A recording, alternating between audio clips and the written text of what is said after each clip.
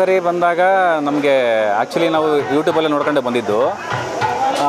ಈ ಥರ ಬಂದರೆ ಏನಾದ್ರು ಒಂದು ಆಗ್ಬೋದು ಅಂತ ಒಂದು ನಂಬಿಕೆ ಇಟ್ಟು ನಾವು ಬಂದಿದ್ದು. ಆ್ಯಕ್ಚುಲಿ ಗುರುಗಳು ನಾನು ಬಂದು ನಿಂತ್ಕೊಂಡೆ, ನಾನು ಏನೂ ಮಾತಾಡಿಲ್ಲ ಅವ್ರ ಹತ್ರ, ಜಸ್ಟ್ ಸುಮ್ಮನೆ ಬಂದು ನಿಂತ್ಕೊಂಡೆ ಅವ್ರ ಹತ್ರ.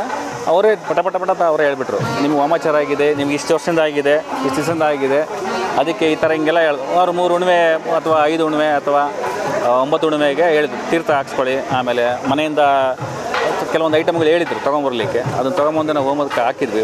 ಪತ್ತಂಗರ ಹೋಮಕ್ಕೆ ಬನ್ನಿ ಅಂತ ಹೇಳಿದರು, ನೆಕ್ಸ್ಟ್ ಹುಣ್ಣಿಮೆಗೆ ಬನ್ನಿ ಅಂತ ಹೇಳಿದ್ರು. ಆ ಹುಣ್ಣಿಮೆಯಿಂದ ನೆಕ್ಸ್ಟ್ ಕಂಟಿನ್ಯೂಷನ್ ನಾವು ಬರ್ತಾಯಿದ್ದೀವಿ. ಹೇಗಿದೆ ಸರ್ ಇವಾಗ? ತುಂಬ ಅಂದರೆ ಒಂದೇ ಸರಿ ಆಗಲ್ಲ, ಆರ್ಥಿಕ ಪರಿಸ್ಥಿತಿ ಸ್ವಲ್ಪ ಇನ್ನು ಸುಧಾರಿಸ್ಕೊಂತ ಬರ್ತಾ ಇದೆ. ಅಂದರೆ ನಾನು ಅಂದ್ಕೊಂಡ್ರೆ ಕೆಲಸಗಳು ಆಲ್ಮೋಸ್ಟ್ 70% ನನಗೆ ಆಗಿದೆ, ಕೆಲಸ ಆಗಿದೆ.